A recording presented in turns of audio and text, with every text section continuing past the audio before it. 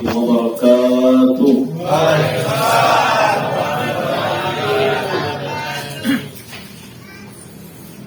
Alhamdulillahi rabbil alamin. Wassalatu wassalamu ala asrafil anbiya'i wal mursalin wa ala alihi wa sahbihi rasulillahi ajma'in, amma ba'du. Rabbi shrah li sadri wa yassir li amri wahlul 'uqdatam min lisani yafqahu qawli. Yang sama-sama kita hormati Bapak Ketua RT, Bapak Ketua RT 01 beserta staf dan jajarannya. Kemudian yang saya hormati Bapak Imam beserta perangkatnya, Imam Musholla Nurul Akbar. Kemudian yang saya muliakan seluruh hadirin wal hadirat, gedang ida kami imbau belanyo ya, dan kecil tidak kami sebut namanya, namun tidak mengurangi rasa hormat dan takzim saya kepada jemaah Musholla Nurul Akbar yang dirahmati Allah Subhanahu wa taala. Pertama-tama marilah kita mengucapkan rasa puja dan puji syukur kita kehadirat Allah Subhanahu wa taala, yang mana berkat limpahan nikmat dan karunia-Nya sehingga kita dapat berkumpul bersama-sama di musholla yang kita cintai ini dalam keadaan sehat walafiat. Sehat ibu-ibu ya? Sehat ibu? Bapak sehat alhamdulillah. Walaupun ya disampaikan oleh Bapak RT tadi sekarang musim kemarau. Tadi sore saya lewat di jembatan Samsudin depan, sini mau lihat ke depannya, ke mana tuh situ? Ke sungai itu yang ada pulau tengah itu orang mandi situ ya. Tapi ibu-ibu ini insya Allah mandi masih di rumah ya. Alhamdulillah. Ya. Kenapa Bapak kita patut bersyukur karena ada sebagian dari keluarga kita, saudara kita, mereka sekarang kehabisan air, mandi di sungai kan bisa. Nah, contohnya lah Pak, pernah nih mandi di batang sungai Pak? Oh, tahu ya? Kan airnya ini tuh air warna apa namanya? Cappuccino. Warna coklat. Tinggal tambah dulu aja lah, harusnya nggak gitu ya.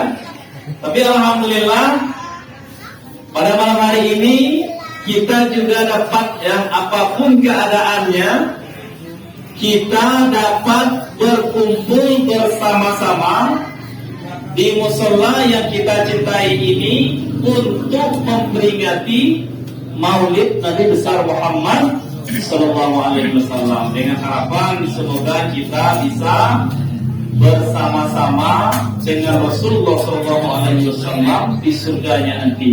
Ya, di surganya Allah Subhanahu wa taala nanti di hari kiamat. Amin ya rabbal alamin. Kemudian salawat berangkai salam selalu tercurahkan kehadirat baginda Nabi besar Muhammad sallallahu alaihi wasallam. Ya, jadi kata Nabi ini, sabda Nabi, al-bakhilu man dzukirtu innahu falam yusalli alayya. Kata Nabi apa? Al-bakhilu orang pelit, nah gitu ya. Al-bakhilu orang pelit, kata Nabi, yaitu orang yang man dzukirtu innahu falam yusalli alayya. Orang yang disebut namaku, kata Rasulullah, kemudian ia tidak bersalawat kepadaku. Kata Nabi, pelit itu orang pelit.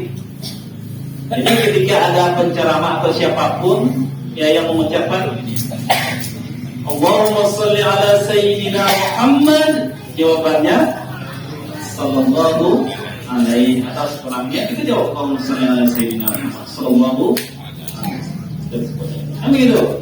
Disebut Nabi, kita balas dengan bersalawat kepada Rasulullah sallallahu alaihi wasallam. Nah, ini kita garis bawahi bapak-bapak ataupun ibu-ibu. Ya, apalagi di akhir zaman ini banyak-banyak, mari kita banyak-banyak bersalawat kepada Rasulullah sallallahu alaihi wasallam. Kenapa sebab? Karena bersalawat termasuk ibadah andalan. Ya. Andalannya kenapa? Kita kajilah, kalau kita sholat 5 waktu, ya, sholat 5 waktu, syarat dan rukunnya kurang, sholat kita jadi rusak. Ya, Pak ya. Kalau kita sholat 5 waktu, mohon maaf, niatnya untuk pamer gitu. Ya, niatnya untuk biar dilihat oleh orang lain, hilang pahalanya. Kalau kita bersedekah, niat kita untuk pamer atau untuk mencari perhatian dari orang lain, hilang pahala sedekahnya. Tapi ini bersalawat kepada Rasulullah SAW, apapun keadaannya, mau kita nak memamerkan suara kita yang bagus atau ingin dilihat orang dan sebagainya, pahalanya tetap sampai kepada orang yang bersalawat kepada Rasulullah Sallallahu Alaihi Wasallam. Ini salah satu keunggulan, ya, keunggulan bersalawat. Dan pada malam hari ini kita berkumpul di Musalla Nurul Akbar. Ini kita memperingati hari lahirnya baginda Rasulullah Sallallahu Alaihi Wasallam. Berarti kita mengungkapkan bahwa kita cinta dengan Rasulullah Sallallahu Alaihi Wasallam. Kadang-kadang bapak-bapak, ibu-ibu cinta dengan anak itu, malah karena kita merayakan apa yang diinginkan oleh anak, merayakan ulang tahunnya, cinta dengan anaknya, kita nikah, cukup nikah itu kan, yang wajibnya itu kan akad nikah. Tetapi kenapa kita harus berkorban, mengeluarkan biaya yang banyak untuk resepsi pernikahan? Itu apa? Untuk menyenangi, untuk membuat anak kita senang. Sama kita habis-habisan untuk membuat anak kita senang. Inilah, ya, Rasulullah Sallallahu Alaihi Wasallam yang pada malam hari ini kita bersama-sama, insya Allah memperingati hari kelahiran beliau. Jamaah Musalla Nurul Akbar yang dirahmati Allah Subhanahu wa taala. Jadi kalau Maulid Nabi ini, ya, Maulid Nabi ini kita harus mengambil pelajaran, ya Pak ya. Jangan sampai kita datang tidak ada yang kita bawa balik. Ya, anggaplah oleh-oleh di sini bukan ini ya, bukan berbentuk makanan. Itu kalau kita makan masuk perut, keluar hilang. Paling masuk ke tong, apa namanya? Masuk ke sepiteng atau sampai ke air berangin. Apa yang kita makan di sini kayak ini? Nah, besok setor subuh hilang. Apa yang kita minum hilang. Yang perlu kita ambil dari Maulid ini adalah bagaimana, ya, kita melihat, kita memperhatikan hadis-hadis Rasulullah SAW tentang perjuangan beliau, tentang kesabaran beliau, tentang ilmu beliau dan sebagainya. Itu yang kita perhatikan. Yang pertama, sebelum, ya, di negeri Arab itu, sebelum Nabi diturunkan, jadi nama Muhammad itu belum ada, ya. Jadi asing. Nama Muhammad itu asing di kalangan orang Arab, ya, asing. Jadi pas di suatu malam, adik-adik, nama nenek nanti siapa? Nah, coba tes selawat. Ada yang mana? Abdullah. Nah, ada yang ingat? Abdullah, namanya lagi Aminah ibundanya, Abdul Muthalib ya, Abu Thalib pamannya, Khadijah istri, Fatimah putri tercinta, semua bernasab mulia dari Quraisy ternama. Inilah kisah yang penuh suka duka. Inilah yang penuh suka duka, yang penuh suka duka. Ini kisah Rasulullah SAW. Jadi suatu malam datuknya Nabi kita Nabi Muhammad itu ya bermimpi di suatu malam. Keluarlah di punggung beliau ini rantai yang terbuat dari perak. Bermimpi ya, keluar rantai di punggung beliau itu yang terbuat dari perak. Di rantai ini bermata 4 ya, bermata 4. Jadi setiap rantai itu menuju ke arah mata angin, mungkin ke penjuru barat, utara, selatan, timur, barat, utara, selatan, mengarah ke situ. Jadi di dalam mimpi datuk Nabi ini tadi keluar ya rantai perak di dalam punggungnya ya terbagi arah tuh. Jadi kemudian rantai itu menjadi pohon yang bercahaya. Menjadi pohon yang bercahaya. Jadi dilihat oleh Abdul Muthalib, datuknya Nabi, di pohon yang bercahaya itu bergelantunganlah seluruh manusia. Bergelantunganlah seluruh manusia di situ. Dilihat oleh datuk Nabi ini, ya kan? Dilihat oleh kemudian datuk Nabi Abdul Muthalib ini ya mencoba menjelaskan mimpinya kepada orang yang ahli mimpi begitu. Kalau zaman dulu kan ada penafsir mimpi gitu ya. Termasuk Nabi Yusuf kan ditafsir mimpinya. Dijelaskanlah bahwa mimpi yang dialami oleh Abdul Muthalib tersebut adalah menandakan bahwa ya cucu yang lahir itu yang bernama Muhammad itu akan menjadi pemimpin seluruh umat manusia. Nah, jadi pas ketika mendengar penjelasan itu, lahir cucunya, diberilah nama Muhammad. Jadi diberi nama Muhammad. Sebelum itu tidak ada orang buat nama Muhammad. Yang ada Abu Bakar, Abu Jahal, Abu Lahab, Abu Sofyan, ya, Abu Bakar, Abu Lahab, Abu Jahal, ya, Hamzah. Seperti itu. Asing nama Muhammad. Kenapa diberi nama Muhammad?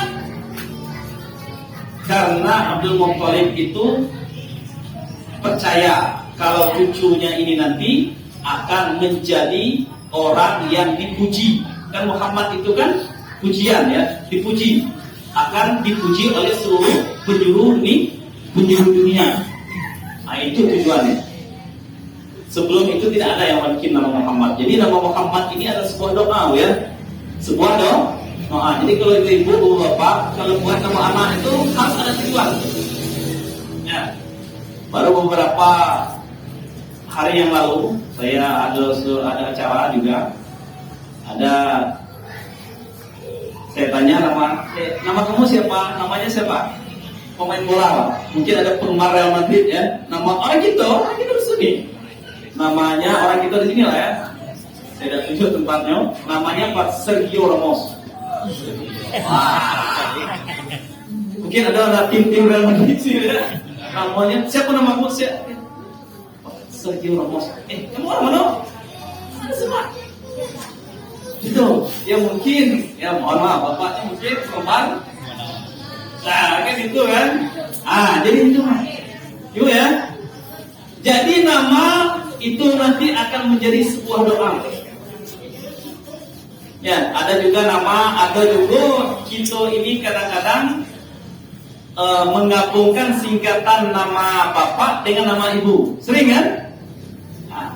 Ya. Nama bapaknya Tukimin contoh. Ya. Nama ibunya Yulia. Kan gitu kan?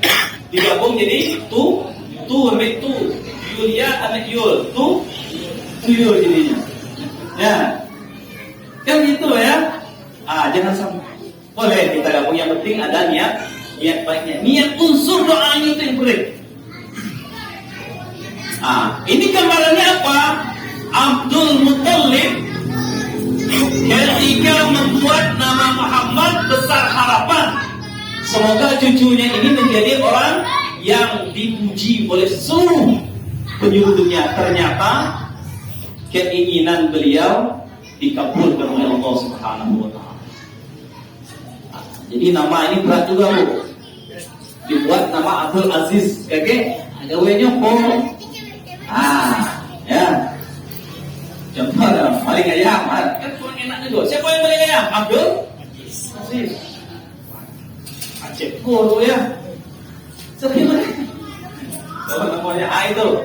Jadi kalau membuat nama anak, ya, begini bujang atau bujang ya. Nanti kalau nikah nanti punya anak, ya buat nama anak, ya buatlah yang ada unsur doa. Saya membuat ini, doanya ini. Saya membuat ini, doanya ini. Setidaknya kita ittiba melihat kakeknya Rasulullah SAW membuat nama Nabi Muhammad SAW. Itu. Kemudian yang perlu kita perhatikan lagi di momen yang mulia ini, di bulan Maulid ini, bagaimana Rasulullah itu bagaimana sih? Siapa itu Rasulullah? Adik-adik, Rasulullah itu siapa? Nabi kita siapa namanya? Nabi Muhammad. Rasul kita siapa namanya? Rasulullah. Ya, Nabi Muhammad. Ya, Nabi Muhammad. Kami dulu waktu masih kecil-kecil diajarkan oleh guru kami itu ya. Oleh Ibrahim,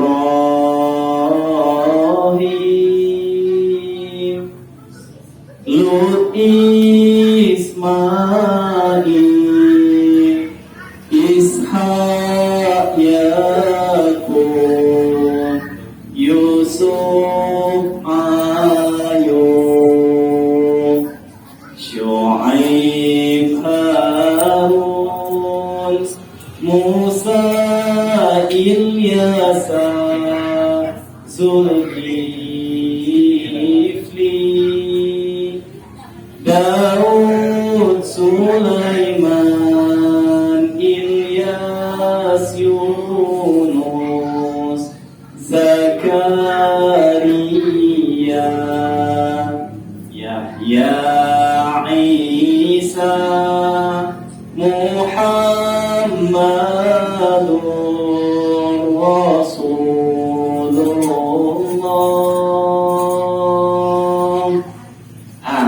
Ini mudah kalau dihafal satu-satu. Payah kalau dibentuk dengan lagu kan?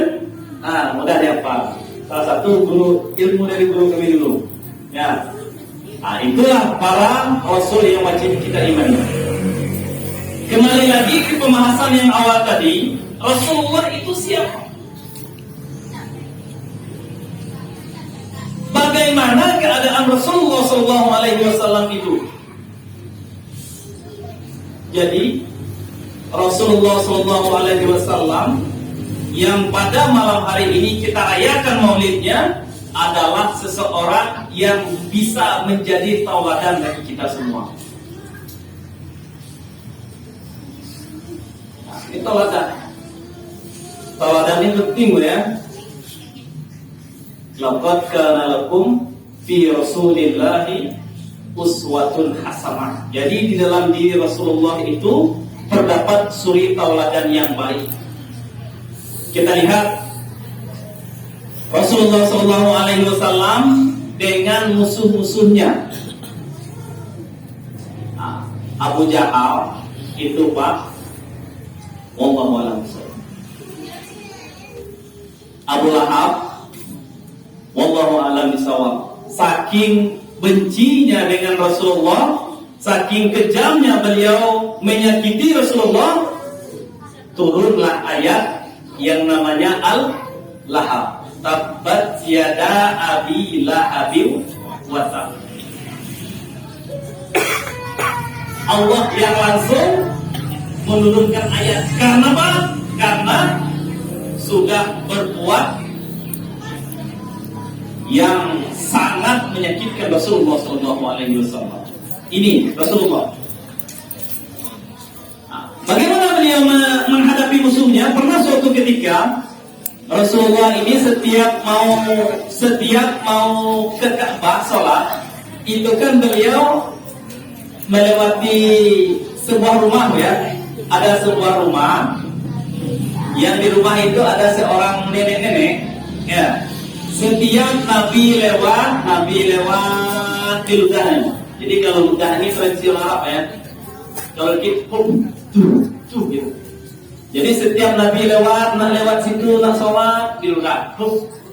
Lewat di ludah. Jadi setiap hari Nabi tahu pasti saya dapat hadiah di sini. Ya kan? Pasti saya dapat hadiah kalau lewat di sini. Lewat ya, ludah. Lewat lagi dapat ludah. Lewat lagi dapat ludah. Pas ketika di suatu hari Nabi lewat tak ada yang ludah. Aneh juga. Kenapa aneh? Biasanya dapat hadiah, hari ini tidak ada. Akhirnya bertanyalah Nabi itu kepada tetangga terdekat. Hai bapak, maksud gitu ya. Kira-kira orang rumah ini kemana? Kemana orang rumah? Oh, orang yang punya rumah ini dia lagi sakit. Lagi apa? Lagi sakit. Pantas Nabi tidak dapat hadiah. Ya Pak ya. Setelah kembalinya Nabi dari menunaikan sholat tadi, balik singgah. Mampirlah Nabi di rumah orang yang meludahinya setiap hari. Datang ke rumahnya, tok, assalamualaikum, mungkin agamanya belum diberi petunjuk. Datang, assalamualaikum, dan dijawab, masuk. Ternyata nenek-nenek itu terbaring di dalam kamar, tidak bisa bergerak. Akhirnya nangis. Apa jawabannya nenek? Engkau Muhammad yang setiap hari saya ludah ketika kamu ingin beribadah, tetapi kamu orang yang pertama kali menyinggung saya sakit. Kamu orang yang pertama kali menyinggung saya sakit. Ya. Bahkan Rasulullah mendoakan nenek itu yang terbaik supaya cepat sehat. Apa yang terjadi? Saksikan hai Muhammad, la ilaha illallah Muhammadur Rasulullah. Hari ini saya bersaksi ikut agamamu. Kalau kita untuk kira-kira nih kalau kita, kira-kira ada tetangga yang seperti itu, kira-kira apa yang terjadi? Tiap hari kita lewat rumahnya di ludahnya, tuh, ada ludah dia punya. Akan tuh gitu ya. Tunjuk boleh rumah itu. Itu kalau boleh. Satu boleh. Ya kan? Inilah Rasulullah SAW. Mungkin kita tak mampu. Tapi Rasulullah SAW, Masya Allah, akhlaknya sangat luar biasa. Makanya dikenallah beliau ini, disegani oleh para sahabatnya, disegani oleh para musuh-musuhnya, disegani oleh orang di sekitarnya. Semuanya segan kepada Rasulullah SAW. Kenapa? akhlak beliau yang sangat luar biasa. Nah, ini yang menjadi pedoman kita. Bahasa kita ini kalau udah penuh keteh, penuh kerawat, ada dia. Yang penting jangan sampai tidak berakhlak sama sekali. Na'udzubillah min zalik. Ini tujuan. Kemudian kita lihat lagi, ya, akhlak Rasulullah SAW kepada istri-istrinya. Ya, Rasulullah ini di mata istrinya, Rasulullah ini di mata semua orang itu bagus baik. Di mata istrinya ketika dia menjadi suami, di mata istrinya dia suami yang baik. Ketika beliau menjadi pemimpin, di mata rakyatnya beliau adalah pemimpin yang baik. Di mata musuhnya, ya, musuhnya mengira bahwa beliau adalah orang yang sangat berpengaruh. Nah, inilah Rasulullah SAW. Jadi pas suatu ketika Siti Aisyah, ya, Siti Aisyah itu salah satu istri Nabi yang Nabi nikahi dalam keadaan masih gadis. Nah, kita semua tahu Pak ya, Nabi, istri Nabi kan banyak kan. Tapi mohon maaf, kalau Nabi itu menikah karena nafsu, pasti istrinya gadis semua. Iya kan? Tetapi di dalam istri yang banyak itu satu ini. Selebihnya janda-janda tua, termasuk Khadijah yang dinikahkan oleh Rasulullah SAW ketika umur beliau 25 tahun, umur istrinya 40 tahun. Bayangkan. Nah, ini kita ceritakan ini. Kenapa Khadijah tertarik dengan Nabi? Ternyata selama Nabi membawa dagangan Siti Khadijah, nah sini banyak toko ya. Jadi Nabi dulu berdagang. Nah, ngambil barang Siti Khadijah dijual. Nah itulah, nanti ada pos-pos dulu tuh, pos Nabi Siti Khadijah diambil barang dibawa. Ternyata di antara sebanyak anak buah Siti Khadijah ini, Nabi kita ini salah satu yang paling berhasil ketika membawa dagangan Siti Khadijah.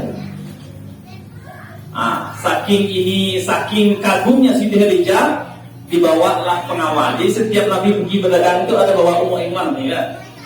Dibawalah pengawal Nabi, diceklah bagaimana Nabi bekerja segala macam. Akhirnya karena kejujuran beliau, karena kepatenan beliau di dalam berdagang, tertariklah Siti Khadijah, ya, untuk menginang Nabi kita Nabi Muhammad Sallallahu Alaihi Wasallam. Tertarik.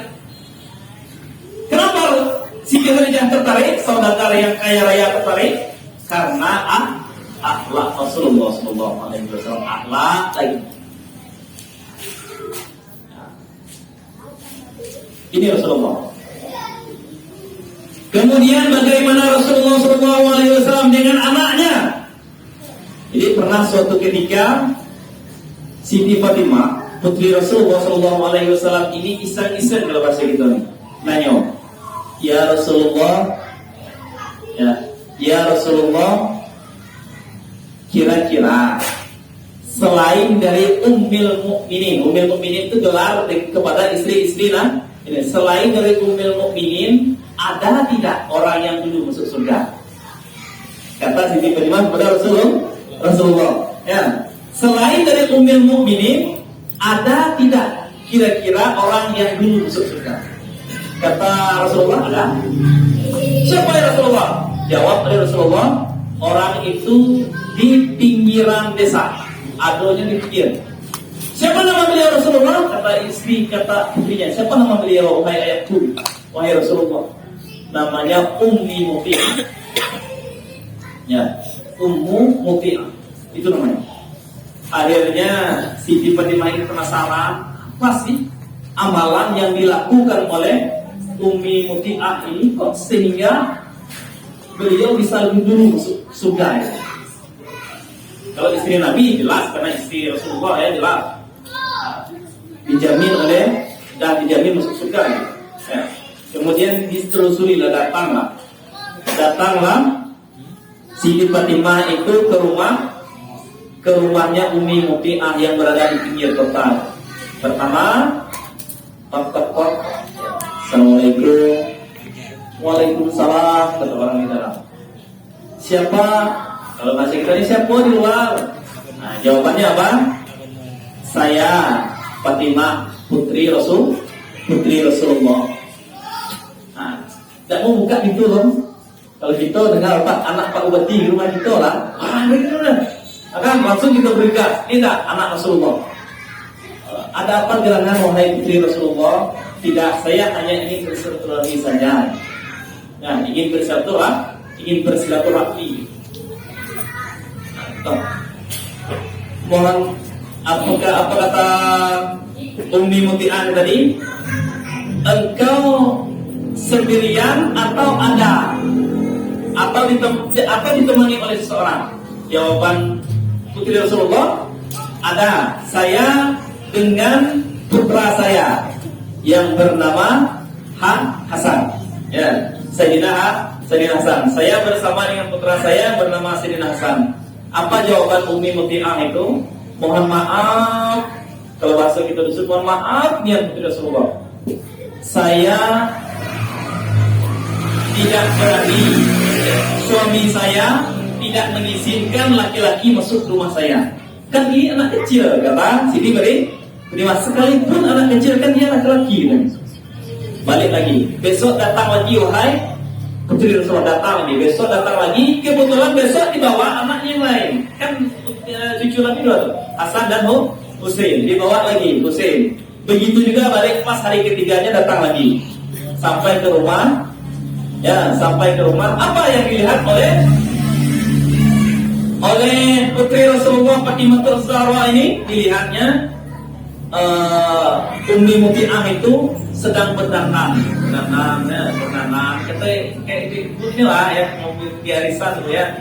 Dandan, pokoknya serba wangi, pokoknya apa segala macam terbaik lah. Wahai Ummi Muti'ah, apa gerangan kamu melakukan ini gitu? Sebentar lagi suami saya mau pulang. Ini saya dengar ke ibu dikit nih. Bu, tengoklah di sini dikit. Ya, kata Ummi Muti'ah, sebentar lagi suami saya mau pulang. Saya akan menyambutnya dengan penyambutan yang terbaik. Nah, pokoknya siap, sudah mandi, pokoknya yang terbaik lah. Jadi saya serahkan ya ini untuk suami. Dah pulo, ya nyepis untuk suami. Insyaallah di sini istri bapak balik nyepis marah. Alhamdulillah. Nah, itu kalau nak kepala bedak ada suami ibu ya suami kan. Nah, pahalanya besar. Pahalanya sangat besar tuh. Ya, nyerpis. Ya bapak tahu diri juga pak. Kalau nyerpis ada bahannya. Kasih duit lebih dikit. Ini untuk beli bedaknya kan gitu. Ini jangan nyerpis. Udah ada. Macam mana? Belilah bedak kualitasnya kan bedak tepung bendung tu dapat kait terus kan. Cari yang terbaik. Lipstick cari yang terbaik. Ya. Pas ditunggu oleh istri kita balik. Ikhlas suami ditunggu oleh senyum istri, masya Allah. Baru bisa disebut baiti jannati. Rumahku adalah surgaku. Jadi suami itu pikirnya apa? Bukan keluar, yang dipikirkannya balik. Kerja aku ada pikir yang lain. Soal istri itu lah. Lama di rumah. Jadi suami itu pikirnya balik. Kalau kerja, ini kan nih. Aduh, ini bapak sendiri tak tahu ya. Nak balik sumpuk perasaan. Takut beda balik. Kenapa sebelah? Bulan-bulan dulu, ingat kantung. Macet balik. Gitu kan? Kena sekak balik kan gitu ya. Itu. Ini salah satu gambaran yang putri Rasulullah SAW sendiri yang bertanya kepada Rasulullah. Ternyata itu. Ya, melayani suami dengan baik. Karena ibu tergantung suaminya bosan. Kan kadang-kadang berhasil dijual begitu ya. Tergantung. Kalau tuh tergantung aku pengen ibu saya jawab. Kalau gaji tergantung saya nih. Ya. Nah, itu. Nah, jadi hal yang seperti itu bisa mengantarkan seseorang ke surganya Allah Subhanahu wa taala. Apa tadi? Selain dari ummul mukminin, ummi mufi'ah yang dulu masuk surga. Kenapa? Sebab dia selalu memberi pelayanan terbaik untuk suaminya. Mau masuk surga ibu-ibu? Ada dikit jawab bu. Mau masuk surga ibu? Jangan dikit. Mau bu? Mulai besar kita siap pada ada. Siapa? Yang jelas yang penting kita berusaha memberi yang terbaik ya untuk suami juga harus mengerti bagaimana ya beri yang terbaik juga. Insya Allah baik dibalas baik. Jadi yang jelas keduanya saling memahami. Tujuannya apa? Supaya suami istri masuk surga seperti yang digambarkan oleh Rasulullah. Kita masuk surga karena keikhlasan para istri itu kita harapkan. Ya Rasulullah SAW dengan istrinya, Masya Allah, ketika Siti Aisyah ingin melihat lomba pacu kuda, kan tidak sampai kalau bahasa kita dia nengok pintu, mungkin pintu mana pun tinggi ya, tidak sampai nengok keluar gitu nah. Apa yang dilakukan oleh Rasulullah? Wahai istriku, teteh. Kayak orang nonton, yang bilang banyak pada Minang ya, ada tuh kayaknya. Rasulullah yang tahu luar. Gitu.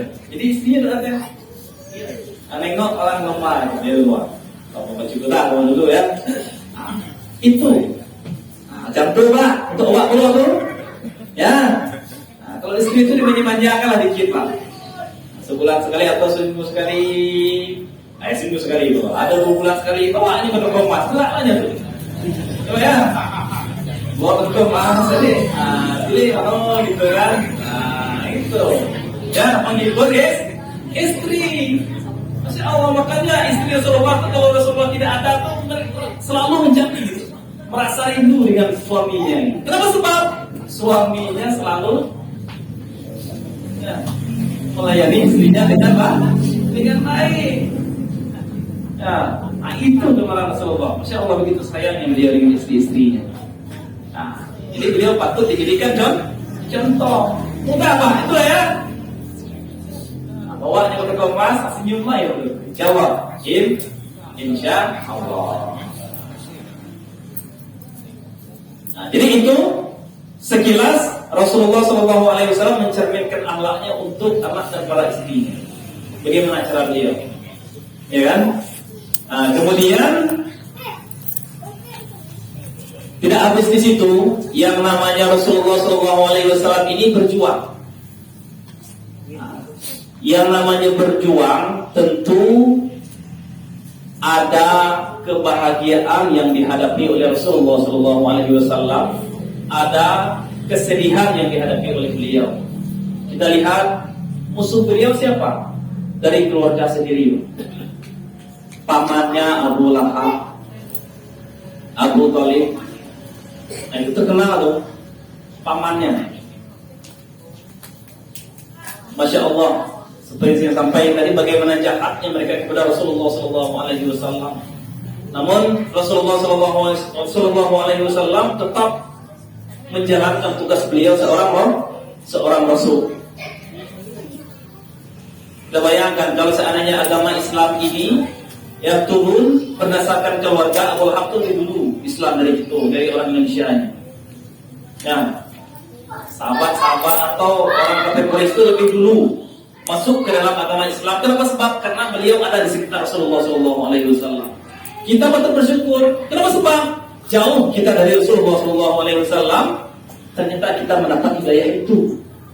Sedangkan banyak dari keluarga beliau, banyak dari tetangga-tetangga beliau, ya, yang tidak mendapatkan hidayah, malah orang kita yang jauh dari beliau mendapatkan hidayah itu. Ini patut kita syukuri. Coba kita lihat pamannya Nabi itu Abu Thalib. Ya, paman Nabi itu Abu Thalib namanya. Apapun perjuangan Rasulullah SAW, beliau terdepan. Siapa yang berani mengganggu dakwah keponakan saya, bahasa gitu nih, ya ponakan Abu Thalib. Siapa yang berani mengganggu dakwah keponakan saya ini, hilangkan nyawa saya itu. Kata Abu Thalib. Begitu sayangnya paman Nabi. Namun sampai akhir hayatnya paman Nabi itu tidak dapat memeluk ajaran Rasulullah SAW. Kita bayangkan dari umur 8 tahun setelah ibu Nabi wafat, Nabi dijaga oleh kakeknya yang bernama Abdul Muthalib. 2 tahun kemudian kakeknya wafat, diasuhlah oleh pamannya Abdul Muthalib. Mulai dari umur 4 tahun diasuh sampai beliau, sampai akhir hayatnya seorang Abdul Muthalib. Begitu sayangnya, begitu cintanya beliau kepada Nabi Muhammad SAW. Namun hidayah bukan untuk orang terdekat ya. Bukan untuk orang terdekat, Bu. Hidayah itu untuk orang yang dikehendaki oleh Allah Subhanahu wa taala.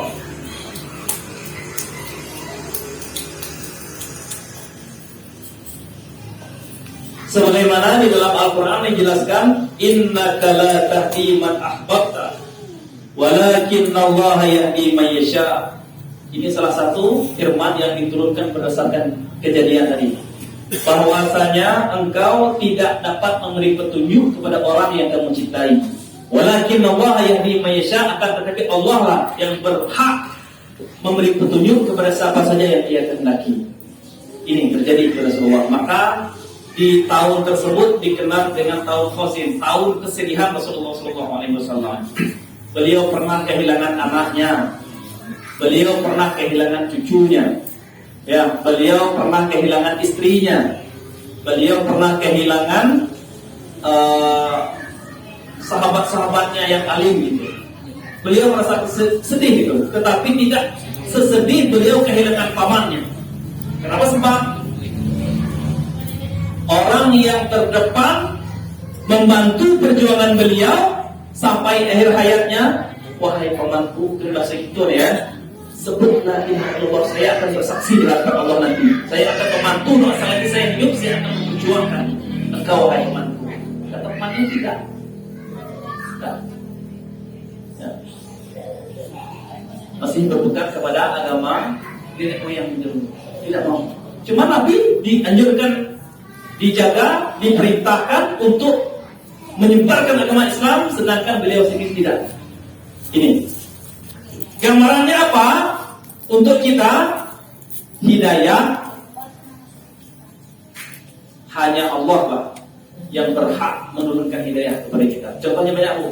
Anak Nabi Nuh, anak kandung ya, anak Nabi Nuh yang bernama Kan'an itu kan, anak Nabi tidak mendapat hidayah, jadi orang mati dalam keadaan kafir. Istri Nabi Lut, istri Nabi Lut, istri seorang Nabi, mati dalam keadaan kafir. Sedangkan beliau memperjuangkan agama yang diturunkan oleh Allah Subhanahu wa taala. Ini kalau surga, Bu, tidak ada orang dalam ya. Tidak main, Pak ya. Kalau masalah surga, masalah akhirat tidak bisa mengandalkan orang dalam. Ingat ya, ini pelajaran untuk kita nih. Mohon maaf, kalau kita nak kerja di suatu tempat, oke, telepon. Halo, ini ada latih. Halo, ini ada. Halo, ini ada. Bisa. Ya kan? Tetapi kalau urusan akhirat, bisa. Tidak bisa. Nah, ini yang pernah terjadi sendiri yang dialami oleh Rasulullah SAW. Sampai beliau berjuang, sampai napas pamannya, sampai akhir napas pamannya, tetap tidak mau beriman. Makanya nangislah Rasulullah SAW. Kesedihan yang sangat. Di antara di akhirat mereka berkumpul kepada sahabat seperjuangan beliau. Di antaranya satu orang yang berjuang tetapi tidak bersama beliau, yaitu pamannya Abu Thalib. Jamaah musalla Nurul Akbar yang dimiliki Allah Subhanahu wa taala. Cukup ya. Atau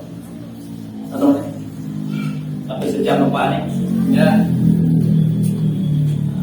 Jadi yang intinya, mari Pak, ya. Kita tengok dunia ini Pak, semakin hari semakin tidak bisa kita baca lagi Pak. Kalau dulu orang bisa menempat bulan Oktober musim hujan kan? Nah, ini tidak tahu lagi Pak. Bulan Oktober musim kemarau. Mohon maaf, orang montong parah ini itu tidak tahu kan dulu ada musim gugur tuh. Musim gugur, alamu baru musim gugur lagi. Kalau musim gugur itu getahnya tidak ada. Ya, ada getahnya tidak karena daun muda tuh. Kalau tidak, yang sebelahnya tuh daunnya, yang sebelahnya muda, yang sebelahnya hilang daunnya. Jika dekat itu lah tuh. Ya Allah. Itulah yang terjadi. Jadi oleh karenanya di akhir zaman ini, mari sama-sama kita koreksi. Apa sih tujuan hidup kita? Bisa tanya dengan ibu-ibu, pengen hidup berapa tahun loh? Nah itu dia tanya saudara, waktu pun ada tanya saudara. Ansari gini kita tanya, kan apa tanya loh? Ibu-ibu kira-kira pengen hidup sampai umur berapa? Kalau dikasih jatah 150 tahun mau bu? Nah serius loh. Mau nggak dikasih jatah 150 tahun? Mau nggak? Mau nggak ibu? Nah ini kita kan cita-cita apa ya? Mau nggak kira-kira? Aku ibu nih. Tapi kalau masuk surga kadang mintanya bu, Pak Ustaz. Nah itu ya. Apa hajatnya bu? Satu.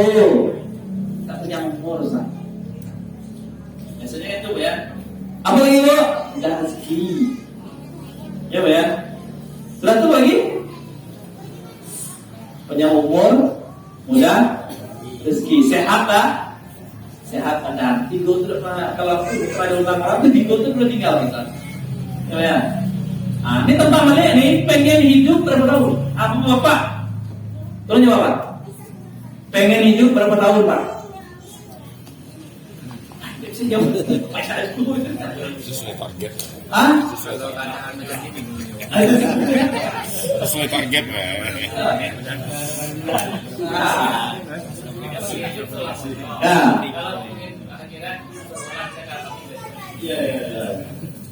Kami kan ada beberapa bulan yang lalu kami ada pelatihan dari Kemenak ya di kata kami ditanya seperti itu, kami bingung juga jawab. Nah sekarang saya tanya lagi, bingung kan? Nah kan gitu, dijawab ditanyalah kepada kami itu para peserta tentang berkaitan dengan itu Pak ya. Pengen hidup berapa tahun? Kalau tulis, kami nulis dulu. Tulis. Jawabannya hampir rata 75, 85 Pak. Gak ada yang lebih dari itu. Jangan yang lebih lah. Berarti walaupun kita ingin hidup panjang, tetapi itu adanya tadi. Kenapa? Sebab kita tahu kalau kita hidup 100 tahun, kita yakin kita akan menyusahkan yang tinggal ini. Yakin tak kira-kira?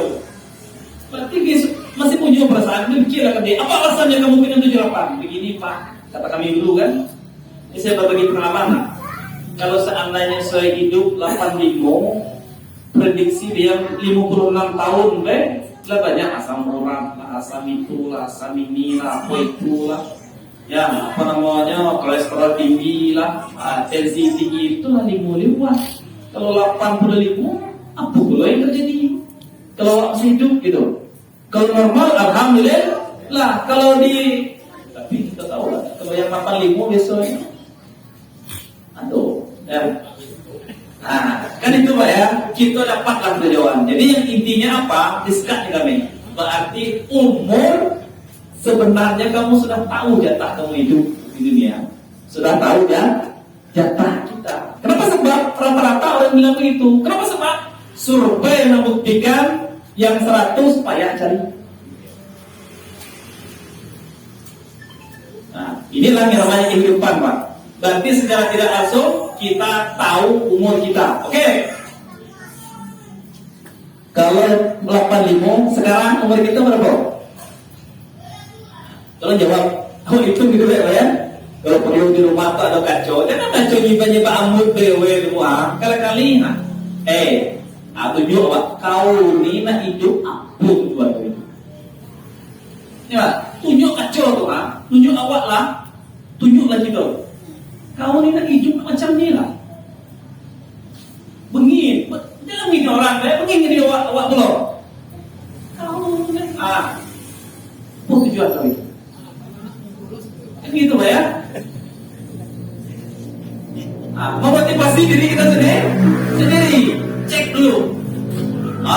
Jadi kita balas dari situ, tujuan saya biar ada motivasi ke depannya menjadi lebih baik. Ya, saya tidak mau seperti ini terus, kata gitu kan. Dengan apa? Dengan cara memperbaiki amal-amal kita yang mungkin sebelumnya kurang, kita tambah. Karena Nabi menjelaskan, khairun nas man tala umruhu wa hasuna amaluhu. Sebaik-baiknya manusia itu adalah yang panjang umurnya dan baik amal solehnya. Itu. Jadi sebelum saya tutup, inilah akhir kenapa sama-sama lah kita memperbaiki diri. Ya, apapun yang ada pada kita saat ini kita tinggalkan, ya, semuanya kita tinggalkan.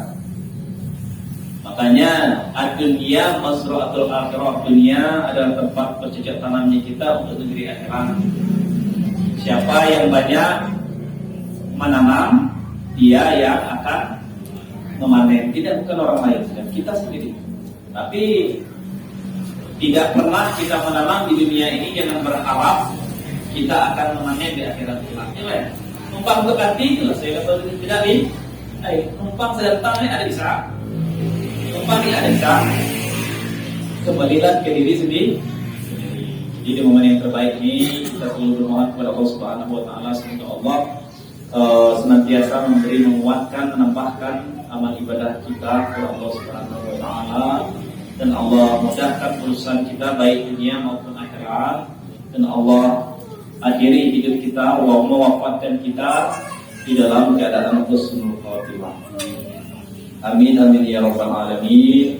Kurang lebihnya saya mohon maaf kalau ada khilaf, itu semata-mata kekurangan saya sebagai hamba Allah Subhanahu wa taala yang masih banyak kekurangannya. Kalau ada baiknya itu semata-mata dari Allah dan bersama-sama kita mengamalkannya. Amin ya rabbal alamin. Akhir kalam, Allah muwaffiq ila aqwamit thoriq. Wassalamualaikum warahmatullahi wabarakatuh. Astagfirullahaladzim, astagfirullahaladzim, astagfirullahaladzim, alladzi la ilaha illa huwa hayyul qayyum. A'udzu billahi minasyaitonir rajim. Bismillahirrahmanirrahim. Dari syakir, ya rabbana alhamdulillah min dhabbi jalali Allahumma salli salatan tujiha min jami'i ahwali wal afat wa tabdilana ya Allah min jami'il hajat wa tuṭan biha min syai'at wa tarfa'na biha inda ta'ala darajat wa tubayyana sunnatul jami'il khair fil hayati wa ba'da innaka ala kulli syai'in qadir. Allahumma iftah 'alaina abwaaba khair wa barakah wa ni'mati wa quwwati wa shihad wa abwaaba rizqi wa barakah wa salamah wa azamah. Allahumma afi min kulli bala'i dunya wa akhirah wa sharif anna wa bihaqqil Qur'an azim wa nabiyyil karim wa syarra dunya wa syarra akhirah ghafir lana wa lahum rahmatika ya arhamar rahimin.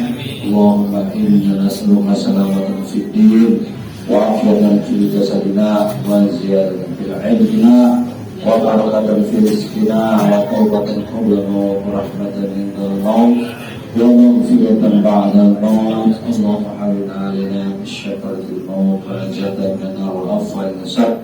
Rabbana atina min ladunka rahmatan wa inna rasada. Rabbana atina fid dunya hasanah wa fil akhirati hasanah wa qina azabannar. Wassallallahu ala sayyidina Muhammadin wa ala alihi wa sahbihi wa barik ajma'in. Subhanaka rabbika rabbil izzati amma yasifun wa salamun ala mursalin walhamdulillahi rabbil alamin. Kita semuanya yang telah dari panjangan doa tadi, maka pada kajian pada malam ini saya berwacana mohon mudah-mudahan saya untuk hidayah. Wassalamualaikum warahmatullahi wabarakatuh.